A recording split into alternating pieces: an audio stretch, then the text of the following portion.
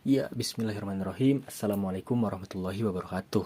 Nah, selamat datang di channel saya, Ridwan Zamroni, yang pada kesempatan kali ini akan mempresentasikan perihal gerakan sastra transendentalisme.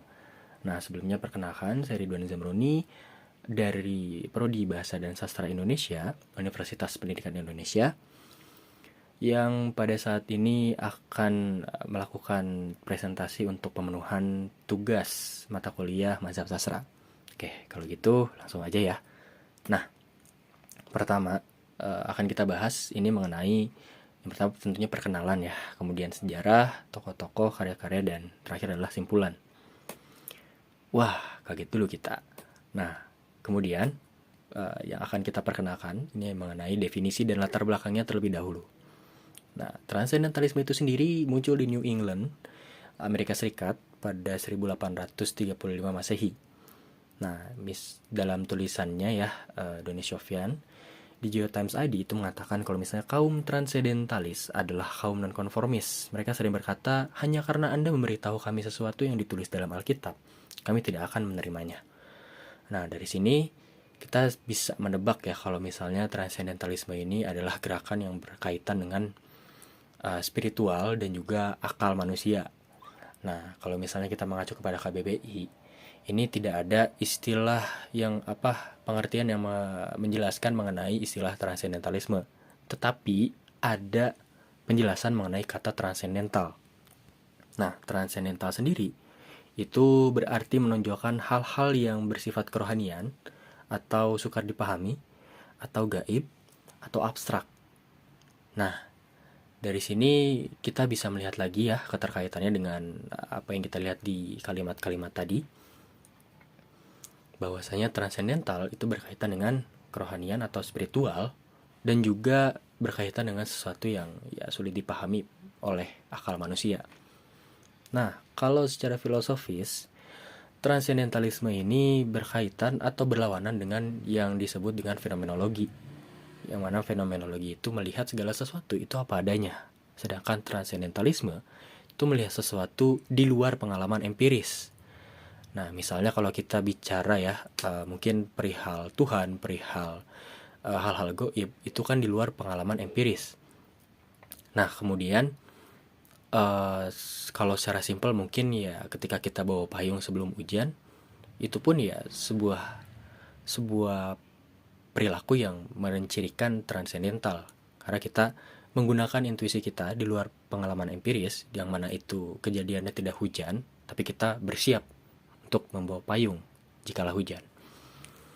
Nah, kalau di sastra sendiri, ini kita langsung sekalian ya ke karya-karyanya, nanti akan kita bahas juga.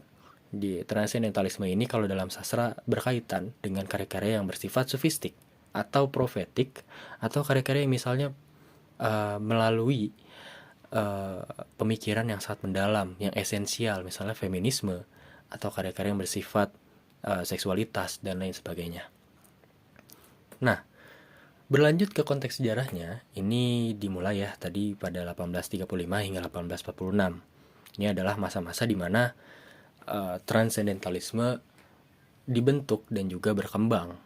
Namun, belum ada karya-karya yang dipublikasi pada rentang waktu 1835 hingga 1846. Dan pada masa-masa itu juga dibentuk apa yang disebut dengan Transcendentalist Club, yang dibentuk oleh Ralph Waldo Emerson, Thoreau, Walt Whitman, dan lain-lain, yang mereka juga merupakan tokoh-tokoh transcendentalisme. Nah, kemudian pada 1850 dan seterusnya, barulah karya-karya dari para tokoh atau penulis transcendental ini diterbitkan. Gitu. Misalnya karya Walden karyanya Henry David Thoreau yang dipublish pada 1855 dan lain-lain. Nah, kemudian kita beranjak ke tokoh-tokohnya nih.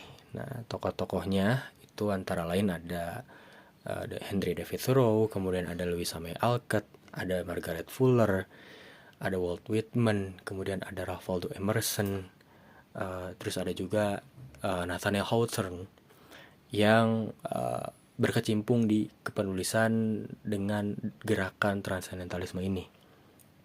Nah, Kemudian kalau kita mengacu pada karya-karyanya, itu kita temukan ada Leaves of Grass, karya Walt Whitman, yang kalau teman-teman mungkin pernah nonton Breaking Bad, itu ada juga karya beliau ditunjukkan gitu ya. Kemudian ada Blythedale Romance, ini karyanya Nathaniel Hawthorne. Kemudian Nature, karyanya Ralph Waldo Emerson. Transcendental Wild Oats, karyanya Louis Samuel Alcott. Walden, karyanya Henry David Thoreau. Dan Woman in 19th Century, karya Margaret Fuller. Nah, kalau misalnya kita bicara Transcendental Wild Oats nih ya, ini ikonik banget gitu ya, dengan kata-kata transcendentalnya. Yang ini ditulis oleh Louis Samuel Alcott setelah dia mengikuti sebuah perkumpulan mungkin ya yang dengan nama yang sama, Transcendental Wild Oats. Kemudian Woman in 19th Century, sebagaimana yang tadi kita sebutkan ya, karya-karya feminis juga termasuk dalam karya-karya transcendentalisme karena melibatkan esensi ataupun pemikiran dari misalnya wanita-wanita itu sendiri, esensi dari wanita itu sendiri seperti apa gitu. Nah, kemudian simpulannya adalah bahwasanya karya transcendentalisme atau gerakan transcendentalisme adalah suatu gerakan yang berpengaruh besar terhadap sastra di dunia, terutama karya-karya yang kita kenal di sekarang ini Islamic popular literature ya, karya-karya yang mungkin bersifat sufistik.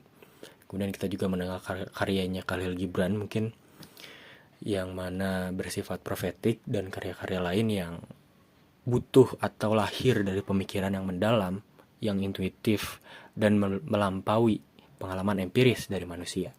Nah, kurang lebih seperti itu. Kurang lebihnya mohon maaf. Wassalamualaikum warahmatullahi wabarakatuh.